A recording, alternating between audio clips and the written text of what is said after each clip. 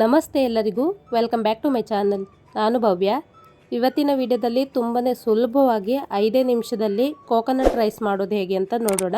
ನೀವು ರಾತ್ರಿ ಉಳಿದಿರುವಂತಹ ಅನ್ನದಲ್ಲಿ ಕೂಡ ಮಾಡ್ಬೋದು, ಅಥವಾ ಬೆಳಿಗ್ಗೆ ಫ್ರೆಶ್ ಆಗಿ ಕೂಡ ಅನ್ನ ರೆಡಿ ಮಾಡಿಕೊಂಡು ಇದನ್ನು 5 ನಿಮಿಷದಲ್ಲಿ ಪ್ರಿಪೇರ್ ಮಾಡ್ಬೋದು. ಒಂದು ಕಡಾಯಿಗೆ 2 ಟೇಬಲ್ ಸ್ಪೂನ್ ಆಗುವಷ್ಟು ಅಡಿಗೆ ಎಣ್ಣೆನ ಹಾಕೊಂಡಿದ್ದೀನಿ. ಎಣ್ಣೆ ಬಿಸಿಯಾದ ನಂತರ 2 ಟೇಬಲ್ ಸ್ಪೂನ್ ಶೇಂಗಾ ಬೀಜ ಹಾಗೆ 2 ಇಂಚ್ ಆಗುವಷ್ಟು ಚಕ್ಕೆನ ಈ ರೀತಿ ಕಟ್ ಮಾಡಿ ಹಾಕೊಳ್ತಾ ಇದ್ದೀನಿ. ಇದಕ್ಕೆ 6-7 ಲವಂಗ ಹಾಕೊಂಡು ಚೆನ್ನಾಗಿ ಫ್ರೈ ಮಾಡ್ಕೊಳ್ತಾ ಇದ್ದೀನಿ. ಶೇಂಗಾ ಬೀಜ ಎಲ್ಲ ಚೆನ್ನಾಗಿ ಫ್ರೈ ಆಗಬೇಕು. ಶೇಂಗಾ ಎಲ್ಲ ಫ್ರೈ ಮಾಡಿದ ನಂತರ ಇದಕ್ಕೆ ಅರ್ಧ ಟೇಬಲ್ ಸ್ಪೂನ್ ಉದ್ದಿನಬೇಳೆ, ಅರ್ಧ ಟೇಬಲ್ ಸ್ಪೂನ್ ಕಡಲೆಬೇಳೆ, ಅರ್ಧ ಟೇಬಲ್ ಸ್ಪೂನ್ ಜೀರಿಗೆ ಹಾಗೆ ಅರ್ಧ ಟೇಬಲ್ ಸ್ಪೂನ್ ಸಾಸಿವೆ ಹಾಕೊಳ್ತಾ ಇದ್ದೀನಿ. ಇದನ್ನು ಸಹ ಚೆನ್ನಾಗಿ ಫ್ರೈ ಮಾಡ್ಕೋಬೇಕು. ಬೇಳೆ ಎಲ್ಲ ಸ್ವಲ್ಪ ಗೋಲ್ಡನ್ ಕಲರ್ ಆಗೋ ತನಕ ಚೆನ್ನಾಗಿ ಫ್ರೈ ಮಾಡ್ಕೋಬೇಕು. ಇವಾಗ ಇದೆಲ್ಲ ಫ್ರೈ ಮಾಡಾಗಿದೆ. ಇದಕ್ಕೆ 2 ಹಸಿಮೆಣಸಿನ್ಕಾಯಿನ ಕಟ್ ಮಾಡಿ ಹಾಕಿದ್ದೀನಿ, ಹಾಗೆ 2 ಒಣಮೆಣಸಿನ್ಕಾಯಿನ ಕಟ್ ಮಾಡಿ ಹಾಕಿದ್ದೀನಿ.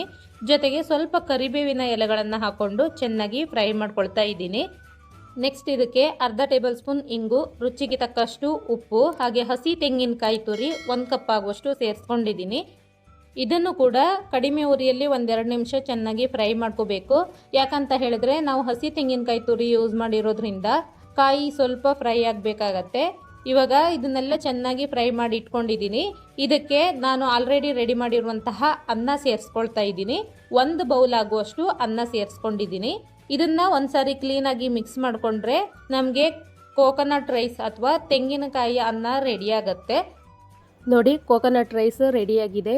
ತುಂಬಾ ಸುಲಭವಾಗಿ ಮಾಡ್ಕೋಬಹುದು. ಅನ್ನ ರೆಡಿ ಇದ್ದರೆ 5 ನಿಮಿಷದಲ್ಲಿ ಈ ರೀತಿ ರುಚಿಯಾಗಿರುವಂತಹ ತೆಂಗಿನಕಾಯಿ ಅನ್ನನ ರೆಡಿ ಮಾಡ್ಬೋದು. ನಿಮಗೆ ವಿಡಿಯೋ ಇಷ್ಟ ಆದರೆ ಲೈಕ್ ಮಾಡಿ, ಜೊತೆಗೆ ಚಾನಲ್ನ ಸಬ್ಸ್ಕ್ರೈಬ್ ಮಾಡ್ಕೊಳ್ಳೋದನ್ನು ಮರಿಬೇಡಿ. Thanks for watching.